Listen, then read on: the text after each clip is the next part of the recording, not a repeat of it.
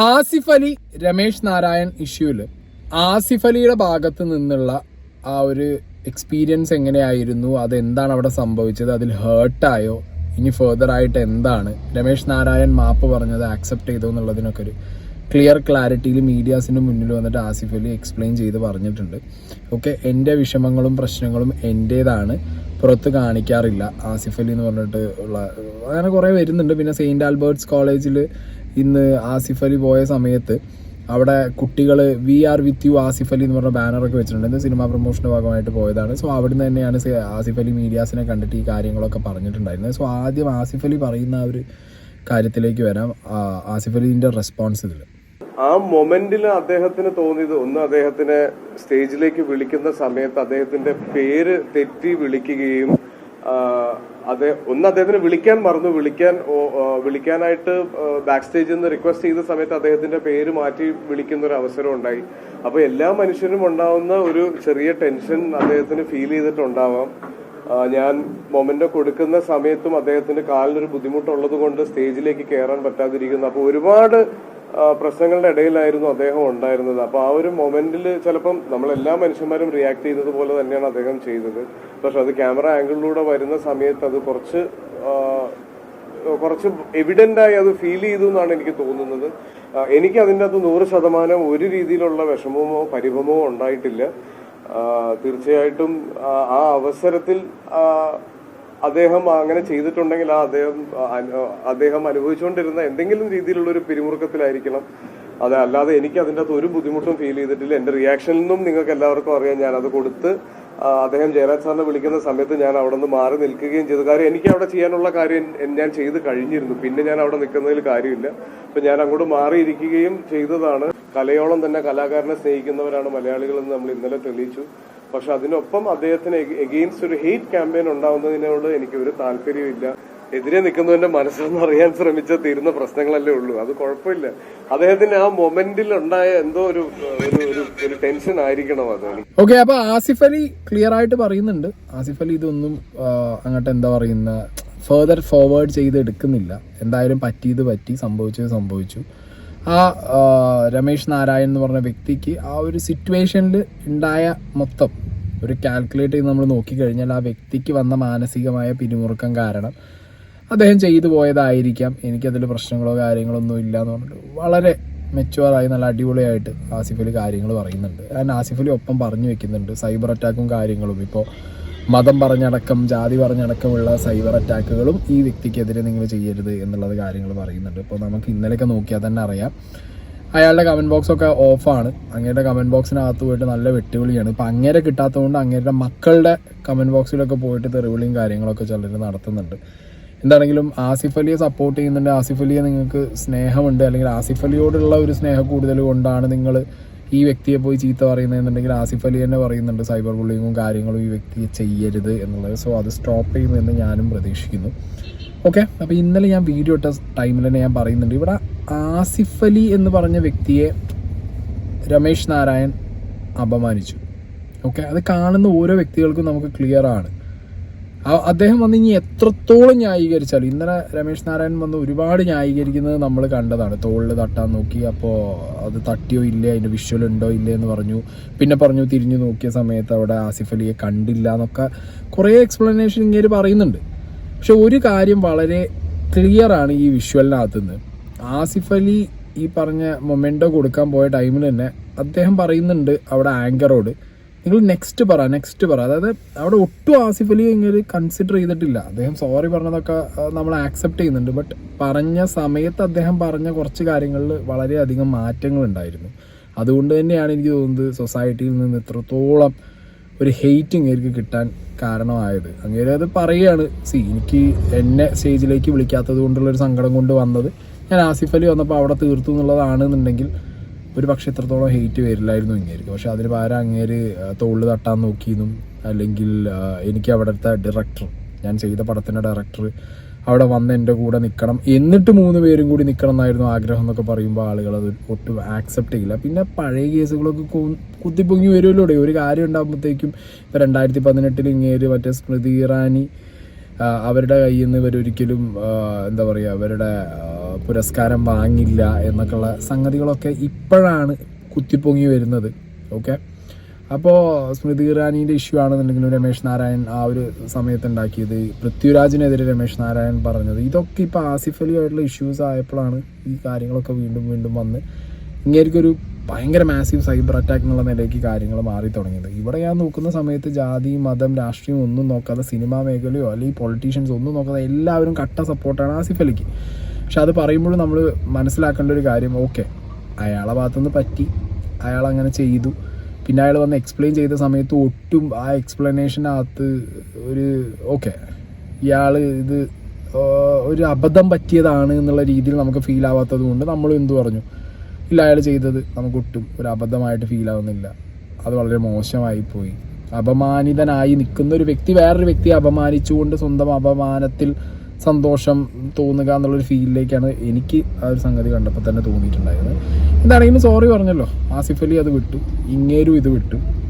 ഇനി ഇതിൽ മെയിനായിട്ട് പറയാനുള്ളത് ഈ സംഘാടകരുടെ ഭാഗത്ത് നിന്ന് വന്ന മിസ്റ്റേക്ക്. ഓക്കെ, ഞാൻ ഇന്നലെ വീഡിയോ ഇട്ടപ്പോഴും പറഞ്ഞിട്ടുണ്ട്, ഈവൻ ജ്വല്ലാണ് അവിടെ ആങ്കറായിട്ട് നിന്നത്. ജ്വല്ല് അവിടെ പേര് വിളിച്ച് പറയുമ്പോഴടക്കം അവിടെ തെറ്റുന്നുണ്ട്. സോ സംഘാടകരുടെ ഭാഗത്ത് ഈ വ്യക്തിക്ക് ഈ മൊമെൻ്റോ കൊടുക്കണം എന്നുള്ളതിൻ്റെ ഒരു പ്ലാനും ഇല്ല. സോ അവിടെ മിസ്റ്റേക്ക് പറ്റിയത് ഒന്ന് സംഘാടകരുടെ ഭാഗത്ത്, 9 സിനിമകളുടെ അണിയറ പ്രവർത്തകർ അവിടെ ഉണ്ടായിരുന്നു. സോ 9 സിനിമകളുടെ ഭാഗമായ ഒരു സിനിമയിലാണല്ലോ ഈ വ്യക്തി മ്യൂസിക് ഡയറക്റ്റ് ചെയ്തത്.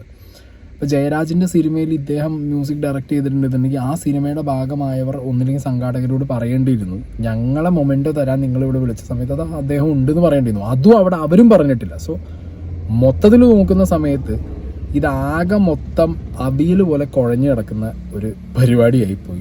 ആ പരിപാടിയിൽ നിന്ന് ഇങ്ങേർക്ക് ഭയങ്കര ഒരു അപമാനിതനായിപ്പോയി ഇങ്ങേര്. കാരണം ഒപ്പം എന്താ പറയുക, വർക്ക് ചെയ്തവരൊക്കെ അവിടെ സ്റ്റേജിൽ കയറി മൊമെൻ്റോ വാങ്ങുമ്പോൾ ഇങ്ങേരെ മാത്രം അവിടെ ഇരുത്തി, ഇങ്ങേരെ പേര് പോലും കറക്റ്റ് പറയുന്നില്ല. ആ സിറ്റുവേഷൻ നമുക്കാണെങ്കിലും ഇപ്പോൾ ആലോചിച്ച് നോക്കിക്കഴിഞ്ഞാൽ പൊതുവേ ലൈഫിൽ ചിലർ ചിന്തിക്കുമല്ലോ, എനിക്കൊരു നല്ല സ്റ്റേജിൽ നിന്ന് എല്ലാവരുടെയും കൂടെ നിന്നിട്ട് മൊമെൻ്റ് വാങ്ങണമെന്ന് ചിന്തിച്ചിരിക്കുമ്പോൾ നമ്മളെ വിളിക്കാതെ ആകുമ്പോഴുള്ളൊരു ഫ്രസ്ട്രേഷൻ, അതുതന്നെയാണ് ഇദ്ദേഹം ആസിഫ് അലി എന്ന് പറഞ്ഞ നടൻ്റെ മുകളിൽ തീർത്തത്. അതെന്താണെങ്കിലും ക്ലിയറായി. ഇനിയിപ്പോൾ ഇന്നലെ ഇദ്ദേഹം പറഞ്ഞ വേറൊരു കാര്യം, തിരിച്ചു പോകുമ്പോൾ ആസിഫ് അലിയെ കണ്ടില്ല എന്നുള്ളത്, അത് വളരെ തെറ്റാണ്. കാരണം ദുർഗാകൃഷ്ണ വന്നിട്ട് ആസിഫ് അലിക്ക് കൈ കൊടുക്കുന്ന സീനിൽ രമേശ് നാരായണൻ സൈഡിലൂടെ പോയി അവിടെ ജയരാജിൻ്റെ അടുത്ത് സംസാരിക്കുന്നുണ്ട്, മൊമെൻ്റ് കയ്യിലും പിടിച്ചിട്ട്. അപ്പോൾ പിന്നെ ഞാൻ പറഞ്ഞില്ല, ഈ എക്സ്പ്ലനേഷൻ പറഞ്ഞതൊക്കെ പൊട്ടിപ്പോയതാണ് സത്യം പറഞ്ഞാൽ ഇയാൾക്ക് ഇത്രത്തോളം ഹെയ്റ്റ് വരാനുണ്ടായ കാരണം. ഇനി മെയിനായിട്ട് നമ്മൾ ഈ ജ്വല് പറഞ്ഞ കാര്യം, അതൊരു 4 minutes സംതിങ് ഉണ്ട്. അതായത് ഈ സംഘാടകരുടെ ഭാഗത്തുനിന്ന് വന്നൊരു മാസീവ് മിസ്റ്റേക്കാണ് സത്യത്തിൽ രമേശ് നാരായൺ എന്ന് പറഞ്ഞ വ്യക്തിക്ക് ഇത്രത്തോളം ആ ഒരു സിറ്റുവേഷനിൽ അയാളുടെ മൈൻഡ് ഔട്ടാവാനും അല്ലെങ്കിൽ ആസിഫ് അലിയോട് ഇങ്ങനെ ഒരു പ്രവൃത്തി കാണിക്കാൻ അല്ലെങ്കിൽ ആസിഫ് അലിനെ ഇഗ്നോർ ചെയ്യാനുള്ള ഒരു സിറ്റുവേഷനിലേക്ക് കൊണ്ട് എത്തിച്ചത്. ഇവൻ ജ്വല്ല് സോറി ചോദിക്കുന്നുണ്ട്. ഓക്കെ, ആ സിറ്റുവേഷൻ അവിടെ ഉണ്ടായതിന് കുറേ ഞാൻ ഇന്നലെ വീഡിയോ ആയിട്ട് പറഞ്ഞു, ജ്വല്ലാണെന്നുണ്ടെങ്കിലും ഈ വ്യക്തിയുടെ പേര് പറഞ്ഞ് കറക്റ്റ് ആയില്ല എന്നുള്ളത്. അപ്പോൾ അതിനുള്ളൊരു എക്സ്പ്ലനേഷൻ ജ്വല്ല് തരുന്നുണ്ട്. ആ ലാസ്റ്റ് മൊമെൻറ്റിലാണ് ജ്വല്ലിനോട് പോയിട്ട് പറയുന്നത് ഇന്ന വ്യക്തിയാണ് ഇന്ന ആളാന്നുള്ളത്. അപ്പോൾ പേര് പോലും കറക്റ്റ് പറഞ്ഞു കൊടുത്തില്ല എന്നാണ് ജ്വല്ല് പറയുന്നത്. സോ കംപ്ലീറ്റ്ലി ഈ ഒരു ഇഷ്യൂ നോക്കിക്കഴിഞ്ഞ് കഴിഞ്ഞാൽ ഇതിവിടെ എൻഡ് ആവട്ടെ, ആർക്കും ഹെയ്റ്റ് കിട്ടണ്ട. ഇപ്പോൾ ആസിഫ് അലി പറഞ്ഞ പോലെ രമേശ് നാരായണനാണെങ്കിലും ഹെയ്റ്റ് കിട്ടണ്ട, സംഗതി അവിടെ തീരട്ടെ. ആ സിറ്റുവേഷനിൽ പറ്റിപ്പോയത് പോട്ട്. ഇതിപ്പോൾ സത്യഭാമയായിട്ടൊക്കെയാണ് രമേശ് നാരായണനെ കാണിക്കുന്നത്. പിന്നെ പഴയ ഇഷ്യൂസൊക്കെ എടുത്ത് വെച്ച് രാഷ്ട്രീയം കലർത്തും, അതിനകത്ത് മതം കലർത്തും, അങ്ങനെയൊക്കെ പോകുന്നുണ്ട് പരിപാടികൾ. പോവാതിരിക്കട്ടെ, പറ്റിയത് പറ്റി. ജ്വല്ലിൻ്റെ എക്സ്പ്ലനേഷൻ കൂടി കണ്ടു കഴിഞ്ഞാൽ നിങ്ങൾക്ക് ഏകദേശം കാര്യം കത്തും. ഓക്കെ, അതൊരു 4 minutes ചില്ലറയുണ്ട്. ഇന്നലെ നടന്ന മനോരഥങ്ങൾ എന്ന പ്രോഗ്രാമിൻ്റെ അവതാരകൻ ഞാനായിരുന്നു. അപ്പോൾ ഈ പ്രോഗ്രാം എന്ന് പറയുന്നത് 9 സിനിമകൾ ഒരു ആന്തോളജിയായി MT വാസുദേവൻ നായർ സാർ എഴുതിയ തിരക്കഥകളുടെ ചലച്ചിത്ര ആവിഷ്കാരമായിട്ടുള്ള 9 സിനിമകളുടെ ഒരു ആന്തോളജി. അത് ഓഗസ്റ്റ് 15 വരാൻ പോവാണ്. സോ അതിൻ്റെ ട്രെയിലർ ലോഞ്ച് നടക്കുകയാണ്. ഒരു സിനിമയല്ല, 9 സിനിമയാണ്. അപ്പോൾ 9 സിനിമകളിലെയും താരങ്ങൾ, അഭിനേതാക്കൾ, സംവിധായകർ, മ്യൂസിക് ഡയറക്ടേഴ്സ്, ടെക്നീഷ്യൻസ്, DOPs, ഒരുപാട് പ്രതിഭാധനരായിട്ടുള്ള ആൾക്കാരുടെ വലിയൊരു നിര ഉണ്ട്, ഇൻക്ലൂഡിങ് മമ്മുക്ക, പ്രിയദർശൻ സാർ, ഒത്തിരി. ആക്ച്വലി പ്രോഗ്രാം വളരെ ഭംഗിയായിട്ട് നടന്നു പോയിക്കൊണ്ടിരിക്കുകയാണ്. ഈവൻ ദോ ഇത്രയധികം ഗസ്റ്റുകൾ ഉള്ളതുകൊണ്ട് തന്നെയും ഇതിൽ ആരൊക്കെ വരും വരില്ല, ഇതിൽ കൃത്യത കുറവുകൾ തീർച്ചയായിട്ടും സംഘാടകരുടെ ഭാഗത്തു നിന്നുണ്ടായിരുന്നു. എനിക്ക് തന്നിട്ടുള്ള ലിസ്റ്റിൽ പലതും അപൂർണമായിരുന്നു. ഇൻ ബിറ്റ്വീൻ അതിന് പുതിയ പേരുകൾ ആഡ് ചെയ്യപ്പെടുകയും ഉള്ള പേരുകളും നീക്കം ചെയ്യുകയൊക്കെ ചെയ്തു. ഇത് സ്വാഭാവികമാണ്. നിങ്ങളെല്ലാവരും കാണുന്ന പോലെ 1 മിനിറ്റിൻ്റെ വീഡിയോയിൽ നമുക്ക് ഒരു പ്രോഗ്രാമിന് ഒരിക്കലും അവിടെ എന്താ നടന്നിട്ടുള്ളതെന്നുള്ളത് ചിലപ്പോൾ മനസ്സിലാവില്ല. സോ പ്രോഗ്രാം നടന്നുകൊണ്ടിരിക്കുകയാണ്. അപ്പോൾ ജയരാജ് സാർ സംവിധാനം ചെയ്ത സിനിമയ്ക്കാണ് രമേശ് നാരായണൻ സാർ മ്യൂസിക് കൊടുത്തിട്ടുള്ളത്. അപ്പം നമ്മൾ ഈ 9 സിനിമകളിലെയും ഓരോ ചലച്ചിത്രത്തിൻ്റെ പേര് പറഞ്ഞ് അതിൽ എനിക്ക് എൻ്റെ കയ്യിലൊരു ലിസ്റ്റ് തന്നിട്ടുണ്ട് ഇതിൻ്റെ സംഘാടകർ. 9 സിനിമകളിലുള്ള മുഴുവൻ കാസ്റ്റ് ആൻഡ് ക്രൂരും നമുക്ക് കാണാൻ പഠിക്കാൻ പറ്റില്ല. നമുക്കൊരു ലിസ്റ്റ് നോക്കി വായിക്കലാണ് നമ്മൾ ചെയ്യുക. അപ്പോൾ അതിൽ തന്നിട്ടുള്ള പേരുകളിൽ രമേശ് നാരായണൻ സാറിൻ്റെ പേരില്ലായിരുന്നു. അത് എനിക്ക് ലിസ്റ്റ് തന്നിട്ടുള്ള ഇതിൻ്റെ സംഘാടകരുടെ ഭാഗത്തുനിന്ന് വന്നിട്ടുള്ളൊരു വീഴ്ചയാണ്.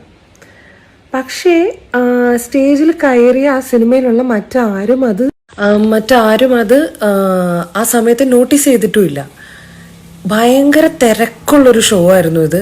ഒരുപാട് പ്രസ്, മീഡിയ, ആളുകൾ അങ്ങോട്ടും ഇങ്ങോട്ടും നടക്കുന്നത്, ഫോട്ടോഗ്രാഫേഴ്സ്. ശരിക്കും പറഞ്ഞു കഴിഞ്ഞാൽ മുഴുവൻ കാര്യങ്ങളൊന്നും നമുക്ക് കൺട്രോൾ ചെയ്ത് നിർത്താനുള്ളൊരു സാഹചര്യം അവിടെ ഇല്ലായിരുന്നു. അപ്പോൾ ഇദ്ദേഹത്തെ ആ ടീമിൻ്റെ കൂടെ സ്റ്റേജിലേക്ക് വിളിച്ചിട്ടില്ല. കാരണം നമുക്ക് തന്നിട്ടുള്ള ലിസ്റ്റിൽ അദ്ദേഹത്തിൻ്റെ പേരില്ലായിരുന്നു. അത് ഓർഗനൈസേഴ്സിൻ്റെ ഒരു ചെറിയ വീഴ്ചയാണത്. അപ്പോൾ അതിന് let me apologise as I was the host of the show. പെട്ടെന്നാണ് ഒരു ഷോ ഡയറക്ടേഴ്സ് എൻ്റെ അടുത്ത് വന്ന് പറയുന്നത്, ഈ ജയരാജ് സാറിൻ്റെ സിനിമയുടെ സംഗീത സംവിധായകനെ വിളിച്ചിട്ടില്ല, ആസിഫ് അലി തൊട്ടടുത്തിരിപ്പുണ്ട്, ആസിഫ് അലിയെ കൊണ്ട് കൊടുക്കുമെന്ന് പറഞ്ഞിട്ട് രമേശ് സാറിനെ എനിക്ക് കാണിച്ചു തന്നു. പക്ഷേ പേര് അപ്പോഴും എന്നോട് പറഞ്ഞില്ല.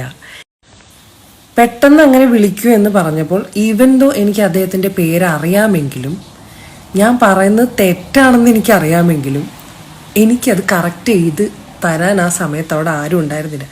നിങ്ങൾക്ക് ആ വീഡിയോ കണ്ടാൽ മനസ്സിലാവും. ഞാൻ ഈ സന്തോഷ് നാരായണൻ അനൗൺസ് ചെയ്ത് കഴിഞ്ഞിട്ട് ഞാൻ സൈഡിലേക്ക് നോക്കി ചോദിക്കുന്നുണ്ട്, ശരിക്കും എന്താ പേര്, കറക്റ്റ് പേര് പറ. ബിക്കോസ് ഐ നോ ഞാൻ പറഞ്ഞ വാക്ക് തെറ്റാണ്. അപ്പോൾ അതെനിക്ക് രമേശ് നാരായണൻ അവിടെ നിന്ന് ആരോ വിളിച്ച് പറഞ്ഞു തന്നു. നമ്മളപ്പം തന്നെ അത് പറഞ്ഞു. ഒരു 10 സെക്കൻഡ് കൂടി താമസിച്ചില്ല. അതിന് മുന്നേ നമ്മൾ കാര്യം പറഞ്ഞു. രമേശ് സാറിന് ആസിഫ് അലി ഈ സമ്മാനം കൊടുക്കുകയാണ്. ഇവിടെ ഒരു ചോദ്യം വരുന്നത്, എന്തുകൊണ്ട് സ്റ്റേജിലേക്ക് വിളിച്ചില്ല? രമേശ് സാറ് നടക്കാൻ ബുദ്ധിമുട്ടുള്ള ഒരാളായതിനാൽ പടികൾ കയറി സ്റ്റേജിലേക്ക് വരാൻ ബുദ്ധിമുട്ടുണ്ടെന്ന് എന്നെ അറിയിച്ചിരുന്നു.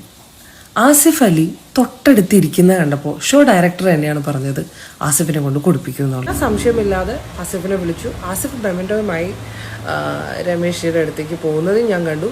ഈ സമയത്ത് ഷോ ഡയറക്ടറും മറ്റുള്ളവരും അടുത്ത ലിസ്റ്റിലുള്ള കറക്ഷൻസ് തരാനായിട്ടും ആഡായിട്ടുള്ള പേരുകൾ പറയാനായിട്ട് എന്നെ വിളിച്ചു. ഒരുപാട് പേര് ചോദിച്ചു, ജുവൽ ആങ്കർ ആയിരുന്നില്ലേ, ജുവൽ ഇത് കണ്ടില്ലേന്ന്. ഞാൻ ആക്ച്വലി ഇത് കണ്ടിട്ടില്ല. I didn't witness it. I was busy making that list ready for the next announcement. അദ്ദേഹം പറയുന്നു ആസിഫ് അത് കൊണ്ടുവന്നപ്പോൾ അത് തരാനാണ് കൊണ്ടുവന്നതെന്ന് അറിഞ്ഞില്ല എന്ന്. തരാനല്ലെങ്കിൽ ആസിഫ് എന്തിനാണ് സാർ നിങ്ങൾക്ക് ആ ഒരു മെമെൻറ്റോ ചിരിച്ച മുഖത്തോടുകൂടി നിങ്ങളുടെ നേർക്ക് നീട്ടുന്നത്? അവിടെ എനിക്ക് വിഷമകരമായൊരു കാഴ്ചയാണ് ഞാൻ കണ്ടത്. അദ്ദേഹത്തിൻ്റെ പേര് തെറ്റിച്ച് വിളിച്ചതിലായിരുന്നു ദേഷ്യമെങ്കിൽ എന്നോടാവുമായിരുന്നല്ലോ, ലൈക്ക് എന്നെ പറ്റി പരാതിപ്പെടാമായിരുന്നല്ലോ. വൈ ആസിഫ്? അപ്പോൾ നിങ്ങൾക്ക് കാര്യങ്ങൾ മനസ്സിലായി എന്ന് വിചാരിക്കുന്നു. ഞാൻ പറഞ്ഞ പോലെ സൈബർ സ്പേസിനകത്ത് ഇനി വലിച്ചു കീറലുകളൊക്കെ നടക്കൂടെ, ഇല്ലാതിരിക്കൊന്നുമില്ല. വലിച്ചു കീറലുകളൊക്കെ അങ്ങനെ ആ വഴിക്ക് പോയിക്കൊണ്ടിരിക്കും. കുറച്ച് ദിവസം വലിച്ചു കീറി പേസ്റ്റായി ഒട്ടിച്ച് കുറേ ട്രോളും സാധനങ്ങളൊക്കെ വരും. ബട്ട് ഇതിപ്പോൾ ഈ പറഞ്ഞ പോലെ ഇദ്ദേഹത്തിൽ നിന്ന് മാറി ഇദ്ദേഹത്തിൻ്റെ മക്കളിലേക്കും പോകുന്നൊരു സിറ്റുവേഷൻ എന്ന് പറയുന്നത് വളരെ മോശമാണ്. ആസിഫ് അലിയെ ഇഷ്ടമുണ്ടെന്നുണ്ടെങ്കിൽ, ഈ സിറ്റുവേഷനിൽ ആസിഫ് അലിക്ക് വേണ്ടി സംസാരിച്ചിട്ടുണ്ട്, അല്ലാതെ എനിക്ക് പ്രതികരിച്ചിട്ടുണ്ടെന്നുണ്ടെങ്കിൽ അതേ ആസിഫ് അലി തന്നെ വന്ന് പറഞ്ഞിട്ടുണ്ട് കാര്യങ്ങൾ കൈവിട്ട് പോകുന്ന രീതിയിലേക്ക് കൊണ്ടുപോകരുത്. ഈ വ്യക്തിക്ക് ഒരു വ്യക്തി ഭയങ്കരമായിട്ട് ഹെയ്റ്റ് വരുന്ന രീതിയിൽ ചെയ്യാൻ പാടില്ല, അദ്ദേഹത്തിനെ ബുള്ളി ചെയ്യാൻ പാടില്ല എന്നുള്ളത്. അത് നിങ്ങൾ റെസ്പെക്റ്റ് ചെയ്യുന്നുണ്ടെന്നുണ്ടെങ്കിൽ ലെറ്റ്സ് സ്റ്റോപ്പ് ദിസ്. ഓക്കെ, ഇവിടെ ഡ്രോപ്പ് ചെയ്യാം, കഴിഞ്ഞല്ലോ, ഈ ലൂപ്പ് ഇവിടെ എൻഡ് ചെയ്യാം.